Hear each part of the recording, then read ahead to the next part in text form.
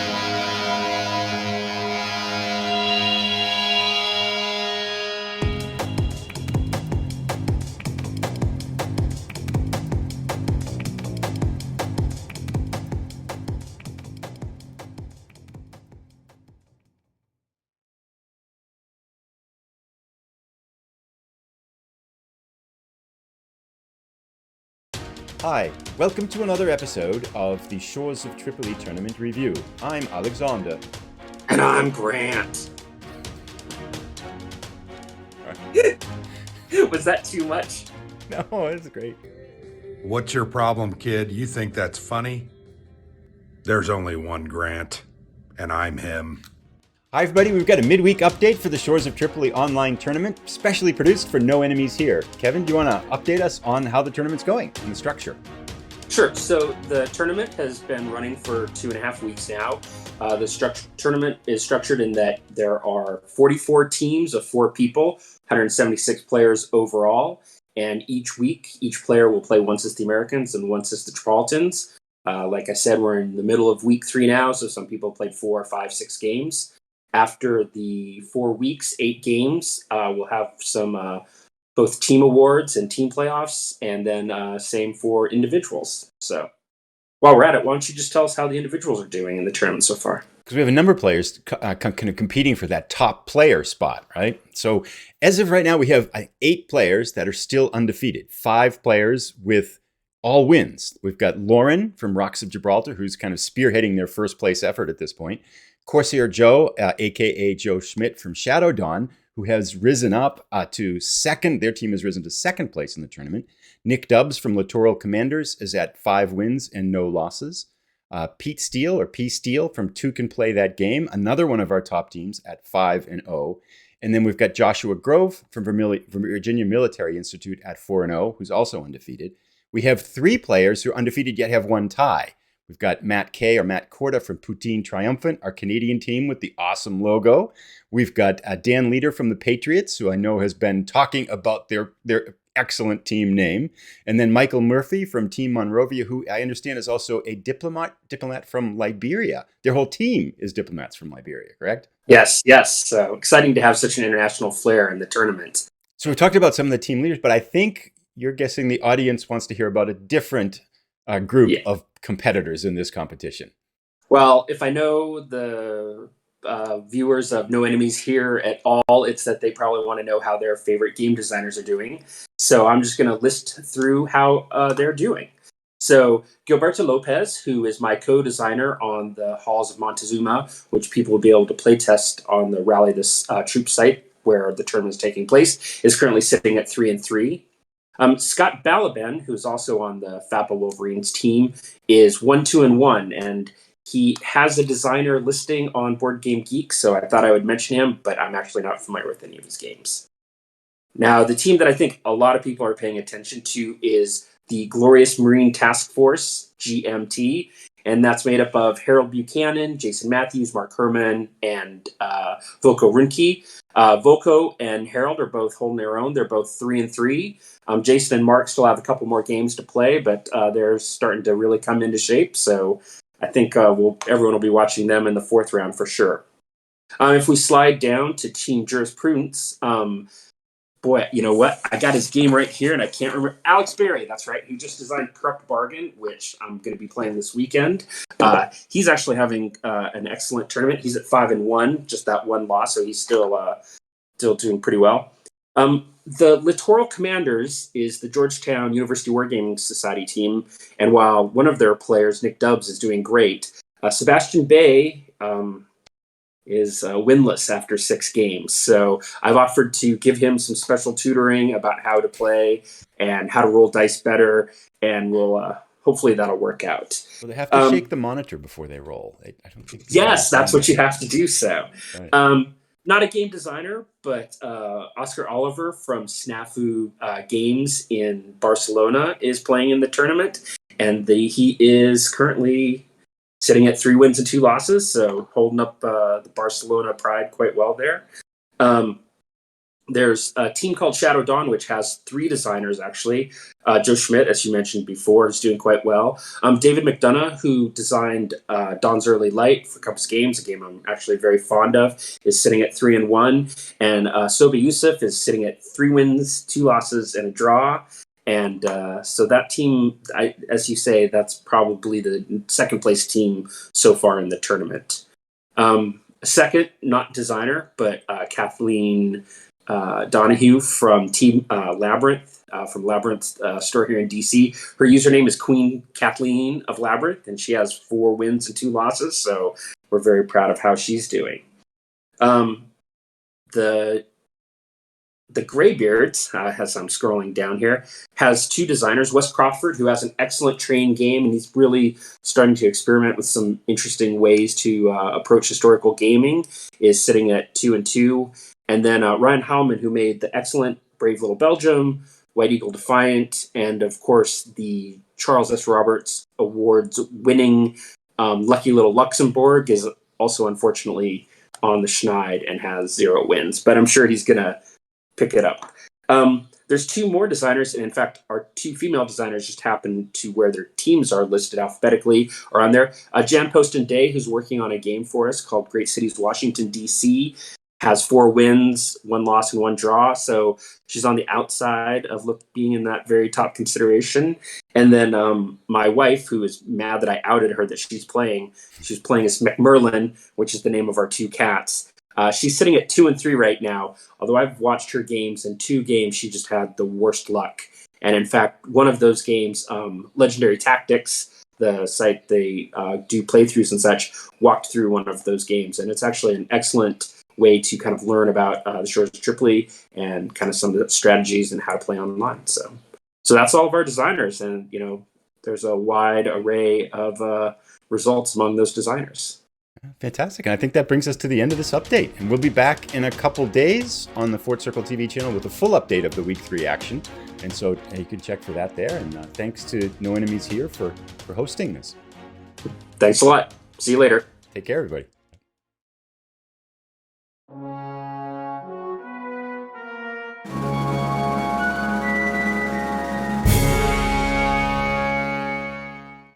This is Riccardo Masini, and this time the greatest day in history and games is April 19th, 1775. The day of the first battle of a new nation fought even before that nation existed. The day of the shots heard around the world. The day of the Battle of Lexington. It is the second half of the 18th century, and after the Great French and Indian War, there are troubles in North America. Again, upset for the treaties between the British and Allied in the nations that limit their expansion, and outraged for the new taxes imposed on them by a financially challenged treasury of the crown, the colonial population is in a state of unrest. After years of protests, trade boycott campaigns, requests for official representation in the Parliament at London, a group of citizens of Boston has finally passed to action, throwing many crates of tea belonging to the British monopoly into the waters of Boston Harbor.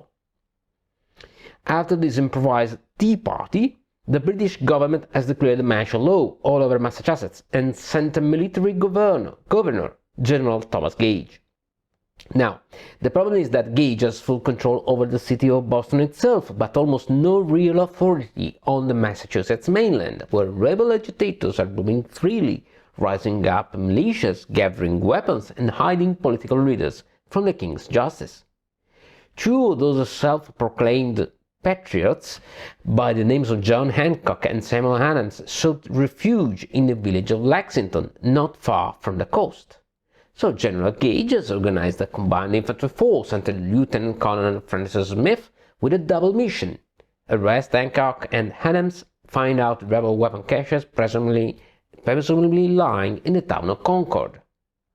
On the 19th, our honorable colonel leaves Boston for his small hunt, but little does he know that rebel carriers such as Paul Revere, William Dawes, and Samuel Prescott have already informed the chief patriot leaders, possibly also warned by General Gage's American wife, and that on the plains of Lexington the British redcoats would find a small militia force waiting for them. What happened next is still debated today. Who fired the first shot of what would become the American War of Independence? A scared militiaman, a nervous British officer, an exhausted redcoat? We will never know for sure, but what we know is that this shot was fired, and several others after. After a brief exchange, the militia dispersed in front of a determined bayonet charge by the British infantry. This first engagement was over with just a few casualties, but Hancock and Adams were nowhere to be seen. So a frustrated Smith reorganized his force and marched on towards his second objective, the hidden weapon caches of Concord. But even there, he was no luckier. He managed to find only 3 small guns and not much else, since the civilians had already scattered all the muskets and gunpowder barrels. Also, a substantial line of militiamen once again appeared and even openly assaulted the radicals at the North Bridge. Smith decided that this was enough. After having disabled the 3 cannons, he left Concord and began his retreat towards Boston, but all along the way he was constantly harassed by small bands of insurgents and even greater contingents, firing just a single volley at close range and then disappearing into the woods. Only the timely intervention of a relief force led by Lord Percy saved the first British contingent, now actually pursued by the good number of armed American militiamen. And even so, the retreat of the beleaguered redcoats toward Boston was hard and costly. The number of casualties and the determination shown by the Americans astonished General Gage, who amazingly found himself besieged in the city by thousands of armed rebels swarming all over the elevated position of Bunker Hill. A truly remarkable force of men and women, now calling themselves patriots. This was no longer just an insurrection. This was becoming a revolution. Now, a raiding party, a small skirmish, regular troops versus militia and civilians, a search for hidden weapons and their ambushes all along the way home. How can you depict such a weird, asymmetric and chaotic confrontation?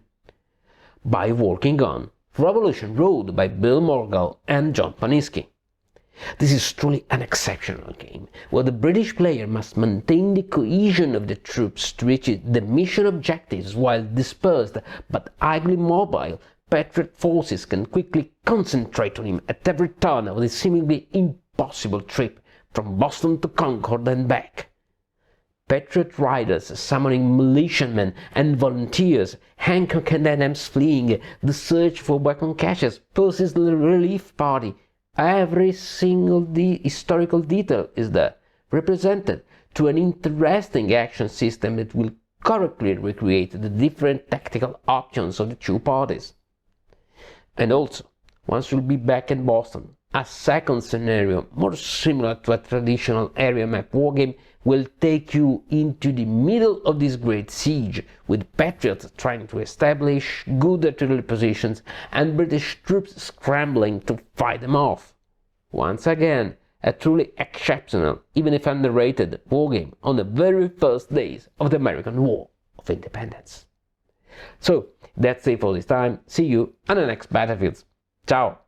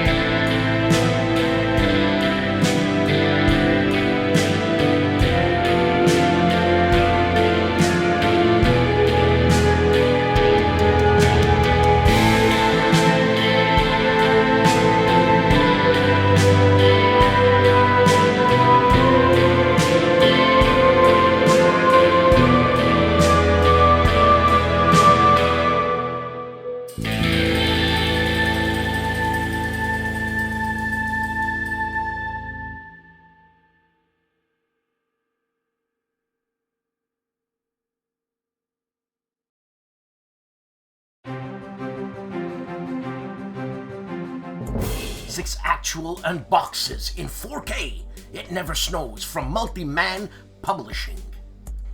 Artie of ARDWULF'S Lair is just shellacking the amount of videos he's got out. 6 in just 2 days. He checks out the Buckeye Game Fest 2022 After Action Report. Also counter-clipping at the Buckeye Game Fest, counter storage, and more. And everything you were afraid about, what? Everything you always wanted to know about war games and were afraid to ask. You know, I mean, seriously, what a long title. But anyways, you know, sometimes I'm stupid. We're talking about quads and other games. And he's unboxing Arakur. One map battle combat series intro game. And Connections Online event preview. I can't wait when he sells his games. And he's unboxing Desert Fox Deluxe, the controversial boxed edition from Decision Games. On History Hustle, 2 videos, Russian Waffen-SS, the Kaminsky Brigade, and the Vint Massacre 1940. The Philosopher, that is AJ Toynbee, Jason Cruz of Hexes and Soldiers, 2 videos this week, Upfront Rank Part 2, and Warlord Games Mystery Box Unboxing. The Battle for Moscow, September to December 1941. The Gamers 1992! This is Guderian's Blitzkrieg The Drive on September 20... The Drive on Moscow, I should say. Right? And I said it before. An Operational Combat Series game. Designed by Dean Essig. This week on Harsh Rules, breaking down board games, the Board Game Breakdown is an unboxing of a Worthington publishing game called Tarawa 1943. The Dragoon Commander, that is Brant, a Cajun man. Song for War at the Buckeye Game Fest, April 2022. And Diagonal Moves is flaking out on us playing a Euro called Imperium Classics. Component overview on Diagonal Moves. Just joking, Diagonal. Dave of Dave's Gaming Cave is finishing off Midway Solitaire Deluxe. Part 10, the finale, and begins what's called from a magazine that is No More, A World at War, Counterfugal Offensive, What's in the Bag? Counterproductive Games checks out Et Sans Résultat, number 3 is here. What's in the book? He says. What's in the book? Alright, I'll look inside. John Krantz is looking mighty punkish 60s, 70s with a Deadhead t-shirt, man. This guy's freaking me out. Anyways, Compass Games is live with episode 74, I should say. Holy moly. Was Flashback. The Time Traveler, that is Combat Board Games, is unboxing Undaunted Normandy from Osprey Games, designed by Trevor Benjamin and David Thompson. James of Castle Archon gives us a scenario report on the classic Car Wars, or a Car Wars classic. The man famously known as Calandale, Enrico Viglino, as of this recording. One video, Leipzig, number 9. On bonding with board games and RPGs, Evil Twilight 2000, the Chief. The Chief is asking, who's the boss? And also an interlude character building by 4 RPGs. So, I guess he's character building 4 people, right? Yeah. Back to the Table this week is back on YouTube with Plains Indian Wars Solo, a game published by GMT, designed by John Paniski. 3-minute board games, got 5 videos out. Wayfarers of the South Tigris in about 3 minutes. Well, he's got 2 videos. One on the soloing and one on the not soloing. And also the games he got rid of in 2021. Indy Nidell and the World War II Gang on YouTube only. This week it's a shellacking's worth of videos, 6 of them out, man, plus other stuff. And you should check out his World War I day by day, or week by week, featuring day by day every once a week, if that makes any sense. So we got 6 videos, the first one being Bicycle. Can you put a gun on it? Well, whatever. And The Awesome Force of War, the Poetry of War. And Smash Tyrants, Fight Lies. The Time Ghost Army speaks about that subject. And Mussolini is tired of war. What a moron. And Life in German U-Boats, a World War II special, and a live new episode. The West sacrifices Poland to the Soviets. Yep! Tony of Tony's Board Life has 3 videos out, 2 of them concerning nations at war, White Star Rising, a bloody victory turned 4 and 5, and then he starts Advanced Recon with a lock and load game called Heroes Against the Red Star. On Wars of the World, the First World War, the war to end all wars. Yeah, well, guess someone got it wrong. Zilla Blitz by Stealth and Sea Custom Campaign Mission 4B, a game by David Thompson, and exploring Black River, Michigan, and Drown Something. This guy's into trucks, man. It looks very creepy. On World War II Solitaire Board Game Channel, playing a game of Bomb Run, and he's playing the first mission. A playthrough of Bomb Run, mission number 1, on World War II Solitaire Board Game Channel. Wise Guy History's got 5 videos this week. Yeah, I know you see 6, but the 6th one, or I should say the far right one, was already presented by me. Yeah, come on, watch the show. He checks out Napoleon Imperium, the setup and overview, a game by Compass Games. Also, the U.S. Civil War, a campaign intro. This is a GMT game, and a thought process around opening Union action in the Civil War game, and the U.S. Civil War report on 1861 operations, and the U.S. Civil War report on 1862 operations. All this week on Wise Guy History. The Cop, that is Wayne Hansen, recons The Landing, Gallipoli 1914. He plays The Landing, Gallipoli 1915. This is a tutorial. And The Verdict, The Landing, Gallipoli 1915 overview and I guess final thoughts. And if you look at the picture of the game called The Landing, Gallipoli 1915, I thought it was a Tintin novel.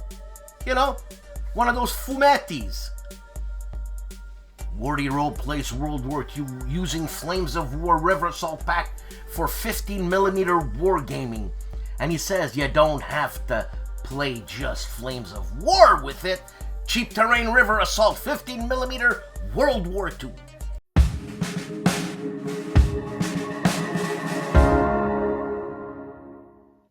Hello everyone, this is Michel Leviathan Sorbet from the Polish YouTube channel Wojennik TV. Here is as usually my weekly roundup of the content published on my channel during the last 7 days.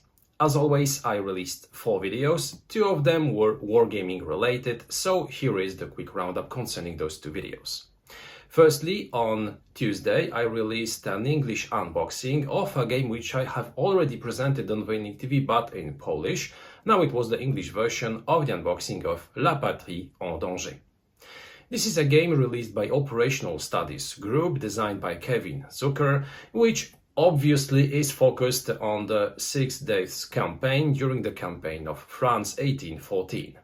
The campaign of France was and is still considered by many historians, by many people who are interested in the Napoleonic Wars period, the finest and the most spectacular series of victories of Napoleon during his whole career. Those victories were small-scale victories compared to other battles, but the sheer fact that leading an army consisted of 30,000 men opposed to an army which was 500,000 strong, he still managed to score some very decisive victories. This game, which is focused on the first part of this campaign, allows us to recreate some of those battles. The second video, which was wargaming related during the previous week, was the review released on Friday, and this was the Polish version of the review of Tetrarcha. Tetrarcha is a game released by the Spanish company Draco Ideas, which is focused on a very interesting period of the Roman Empire, during which the empire was ruled by 4 emperors, by 2 Augustus and 2 Caesars. And in the game, which is a cooperative one, we will take control of those Caesars or Augustus in order to defend the empire against revolts and against barbarian pushes. So it's in some ways is something similar to donning the purple or other games which are focused on the same aspect. But the thing which makes this game really unique is the fact that it is focused on a very interesting period in Roman history, when in fact the Tetrarcha was imposed and when 4 rulers ruled the whole empire. So those were the 2 wargaming videos which I released on Wojennik TV during the last 7 days. Thank you a lot for watching this very brief roundup. As always, thank you to Dan and thank you to all. I wish you an excellent weekend. Have a great gaming. See you next time. On U-Boater 6583 videos, what's in the box? SPI and SMT's Nostalgia. Also, MDG MacArthur's War July 50. KPA attack continues. And OSG's Napoleon Last Gamble Tetrarcha 6 p.m. Coalition. GIMPY of the GIMPY Gamer has 2 videos looking at Nemo's War, an overview and a giveaway on the GIMPY Gamer. On the Player's Aid, the gentlemen this week review Assault Red Horizon 41 from Assault Games, plus they're unboxing Pacific War from GMT Games. Look, grab a drink, sit down, because it's a long one. And also top 10 war games of 2021 concerning the opinions of Grant and the other guy. The man with the PBS-like channel, the Oaken Night. 2 videos on the US Civil War 3rd edition overview and the new Fire in the Sky. And Cody of the Discriminating Gamer, looking mighty Civil War-ish, gives us his top 10 essential expansions plus game shelf number 5 and a game he calls The Hunger. Can anybody say Mark Herman? He's all over the place on the Board Game Chronicles. Pacific War shorts number 4 and 5, 4 being the invasions of Burma, or the invasion of Burma, I should say, and battle for Impal and Kohima. The Valor that is STUKAJOE has 4 videos, all on Malta Besieged. He gives us all live playthroughs of Epoch 1 and 2. Steve indulges 3 videos. 3 videos on KCLO 1940. Turns 8, 9, 10, and a post-mortem. On Seek Out and Play, the videographer of Seek Out and Play previews Resist, a solitaire game about Spanish Maquis. About the Spanish Maquis and their battle against Franco, that rat. Firstly, I didn't know there was a Spanish Maquis. I thought it was only, Maquis was only allotted, that name was only allotted to the French. But hey, French, Spanish, what's the diff? Look at Rough Swordsman go. Rough Swordsman Wargamer does a final part of a playthrough of DVG's Warfighter World War II. The Pacific scenario sees a squad of US Marines sent out on a short patrol to clear some caves. That's not a good thing. On Patrick's Tactics and Tutorials, we have 3 videos this week. 1 video is on Command & Colors Ancients, Boudica's War, I'm assuming. Also, Here Come the Rebels scenario number 4, and Combat Commander, Leader of Men, Operation Mercury. On My Own Worst Enemy this week, there's a gameplay on Battle Hymn Volume 1, P Ridge Part 3, a game designed by Eric the Man Lee Smith. Kick back. Go to Movie Central. Great movies every day. You can watch 11 Blocks, an action gang crime, or Big Man Wahala, African military drama, or a boxing game called Ringside. I mean, a boxing movie, what am I saying? And also Fortress, an action war adventure and a full action sci-fi movie adventure called Alien vs. Hunter, and Hatred, a war drama.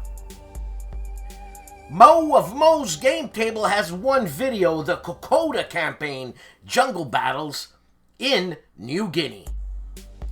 And these are the games I was talking about. Mike Lambo Games, Beaches for the Brave, Quick Look and Play. These are all the solo games, the book games he has out. Man, things are happening. I said it. Worthington started something. It's over. Mauro Faina! 6 videos. Labyrinth, 4th part. That's with the Johnny Zero Nero. Also, he's live and gives us a episode 60. It's Battle in the Desert. He talks about North Africa, and again, he's live talking about North Africa.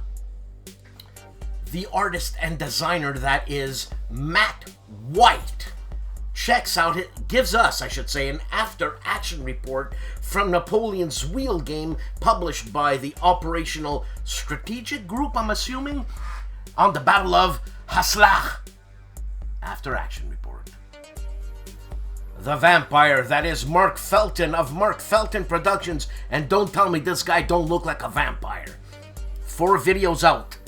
First NATO air losses in the Ukraine war. Also, Russian and Ukrainian drones over NATO territory. Polish ship saved an English town. And Ukrainian raids into Russia. Missiles and helicopter attacks. Very sad. Lock and Load Publishing shows us a prototype video of Point Blank. V is for Victory, a game designed by Sean Drulinger. On Little Wars TV, 2 videos.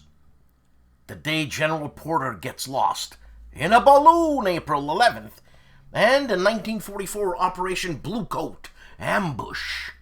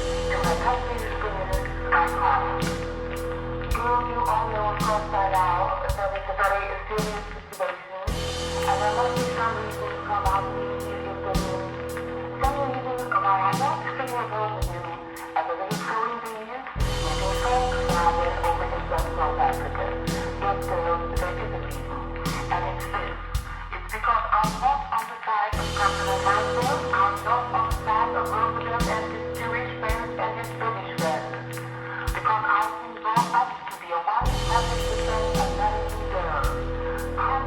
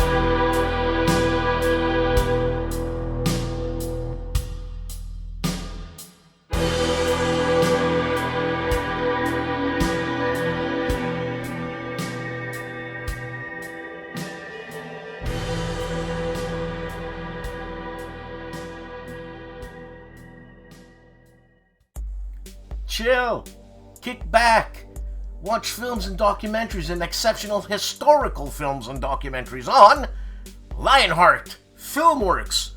So, From All Sides, 1862, Battle of Fredericksburg, and Davy Crockett, Fremont and Carson, Pioneers. Also, Echoes of Blue and Gray, Volume 1 and 2, and Wilson's Creek and the Summer of 1861, Part 5, and The Titanic Survivors. Fascinating 1983 interviews. On Legendary Tactics, Tournament of the Shores of Tripoli, game number 4, 5, 6, and 7, and 2 other videos, one being on Cascadia board game review, and the game called Cards, promotion, The Staff Sergeant. You want to know about Blitzkrieg, Modern Warfare Tactics, and Shorts? Kings and Generals. How about great games? How Britain and Russia fought for Confederation, or confrontation, I should say. Well, look, remember the small print. Kings and Generals. You want to know about Banzai Charges? Kings and Generals. Or the Battle of Guatemala? Kings and Generals. The Doolittle Raid? Kings and Generals. And IBN Fadland. I don't know what that is. The Greatest Traveler of the Middle Ages. Kings and Generals. All this week on Kings and Generals. KilRoyWasHere is putting them out like crazy. Plains Indian Wars, GMT John Paniski's game, and Vindication, Orange Nebula. Unboxing, Late Night, I should say, SFFS. I don't know what he says by there, he's gonna have to explain it to me. And again, Vindication, Leaders in Alliances, Orange Nebula. And Vindication again, Orange Nebula. Where's the board? And Mark Simonich game, Salerno 43, a GMT, an unboxing, and coffee with Kilroy, Gettysburg Solitaire, Bismarck Solitaire, Waterloo Solitaire, and Braveheart Solitaire. And Juste Garde, because that's what it is, Juste Garde, or Just Guardy. Well, 6 videos. New Arrivals, War for America by Compass Games, and Worthington Games' Great Siege Systems, and the 1565 Siege of Malta, Worthington Games, the Siege of Quebec, Worthington Games, 41 BC Siege of Syracuse, Worthington Games, and Barbarians at the Gate, Compass Games. And for all our Spanish listeners, Jose Luis, Julius Fairfax, SPQR, Great Battles of History number 2. Ha! Look at this! Another war game book. Game. Huh?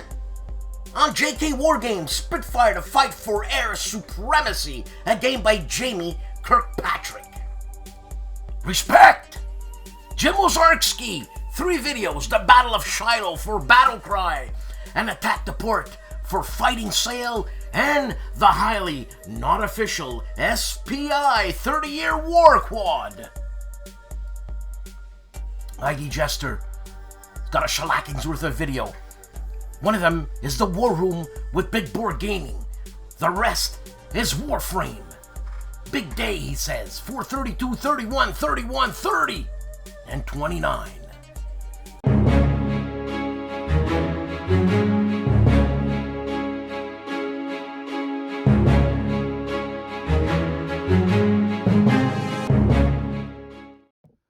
Hello all! Today, Kilroy goes off the shelf on to solo or not to solo. Hey, Stigler! Did you hear this guy?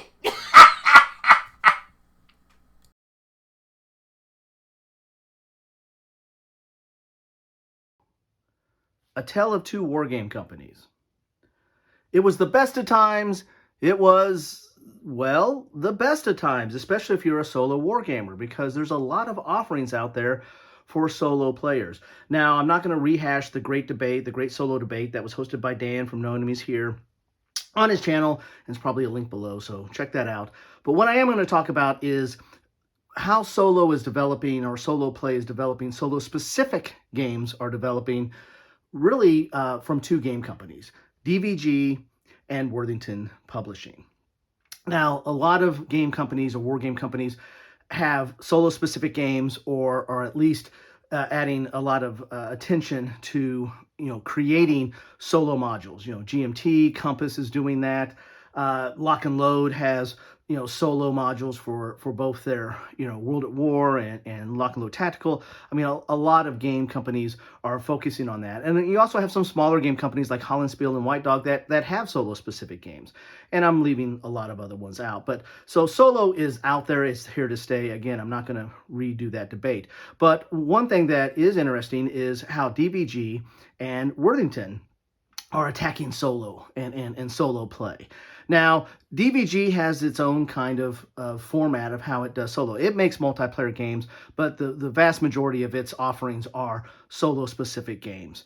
And they basically break it down into different kind of categories. You have your strategic category, which is their Field Commander series, which puts you in the shoes of a field commander. And that's a key aspect of DBG. They are what I like to call are role-playing games. They're trying to put you in the role of that specific commander or leader or soldier and experience the decisions that they have or or how they experience combat in their own unique way. So that's to me is the kind of the hallmark for a lot of the DBG games.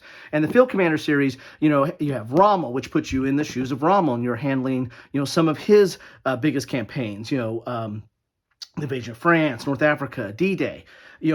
Alexander puts you in the role of Alexander the Great, and you're handling some of his most infamous campaigns. And this one actually, it's not just strategic. There's also kind of an operational aspect to it as well. But it puts you in the shoes and making the same decisions. The same with Napoleon.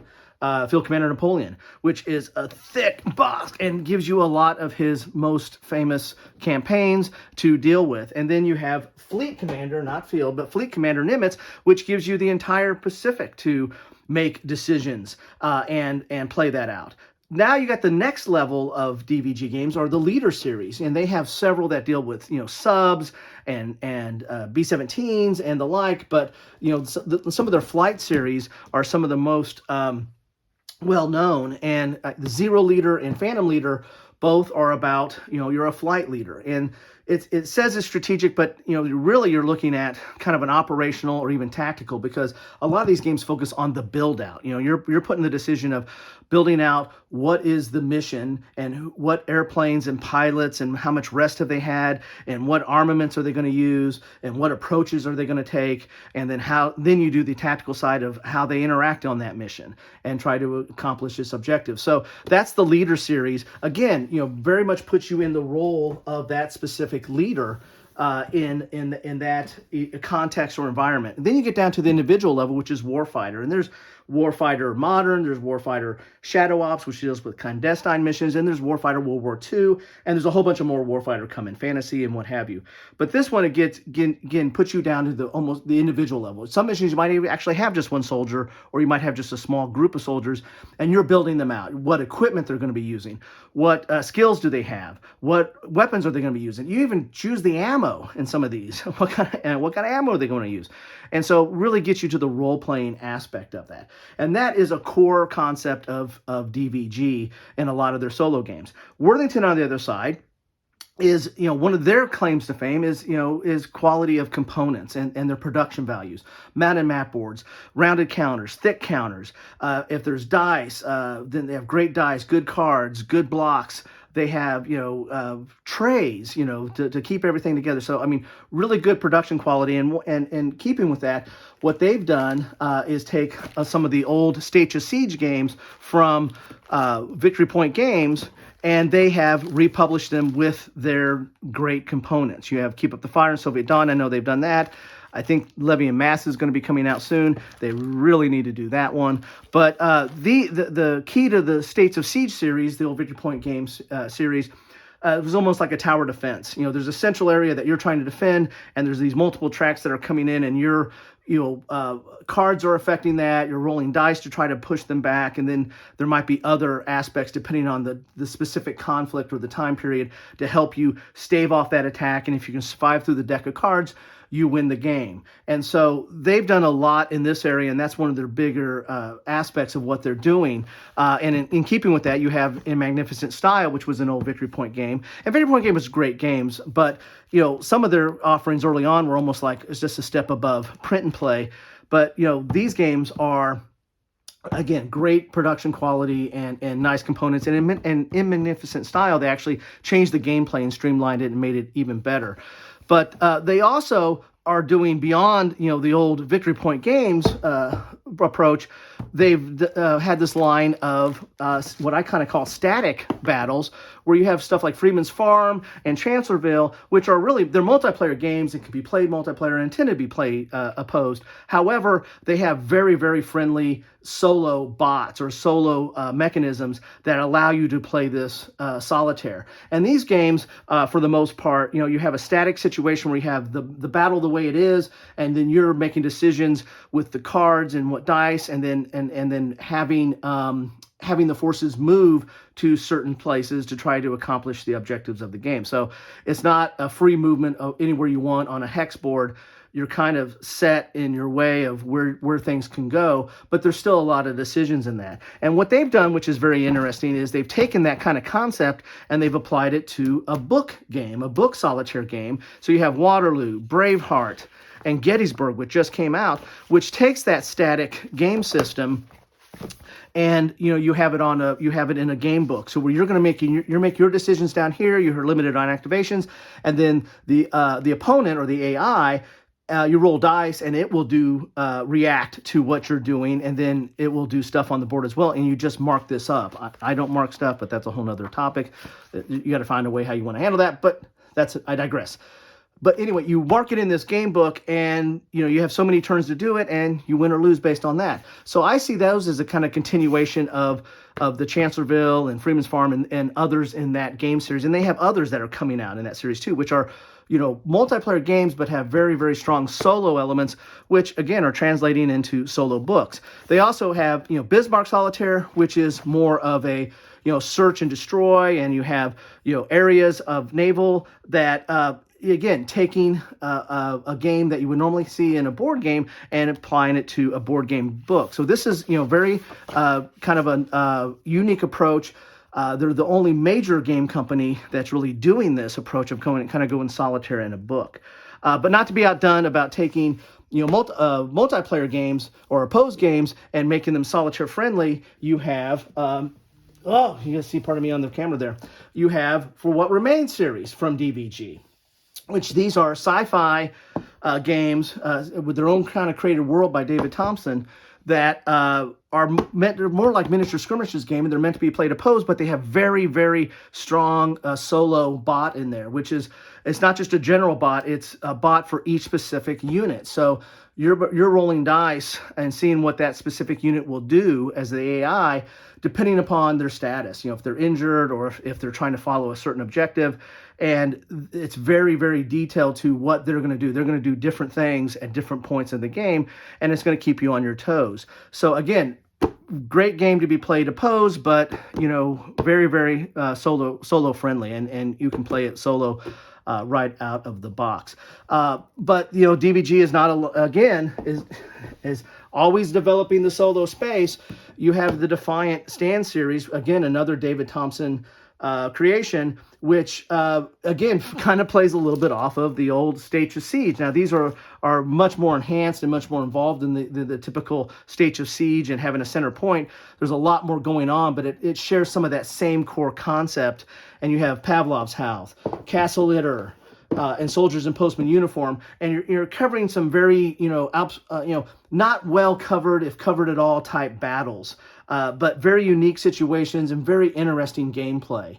And again, keeping kind of with the DVG core theme of role playing, it really does put you in the role. You really feel like you're defending the Polish post office to the last man or to the last person, and you really put you in the shoes of them as you're playing this game.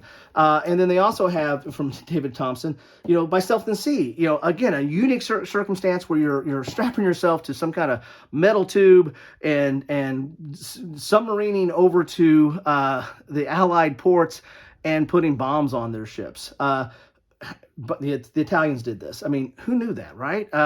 And so you learn history, you learn a new aspect of something that you might not know about, but you get to play it, and you get to, you get to strap yourself onto that tube, or at least the closest thing you can get to that. Anyway, so that is the tale of these two game companies that are, DVD, I think, is dominating this space and have for a long time. Worthington is coming up with something new, and they're kind of blazing their own path.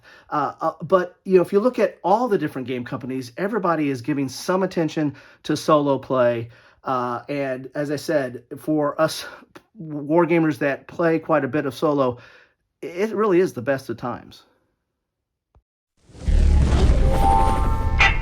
A game for gamers, made by gamers, by Flying Pig Games. Another week, another show. Please like and subscribe, and if you can, please support this channel. It's a great help. And you know what? Shota had a lot of fun doing this episode. I wish I had more time, because I would have done more stuff, inserted stuff, and done more whatever, special effects, if you can call them that. And I always have a smile at the end of the show, because I re-look at things, and and even that Grognard Stigler, the hard head that he has, the singular opinion, and he's never gonna waver. I love the guy. He's the guy who's gonna stir up shit, man, and sometimes it's a lot of fun. And I love meeting people like that. Meeting people like Grant from the Player's Aid. Man, what a great human being that guy is.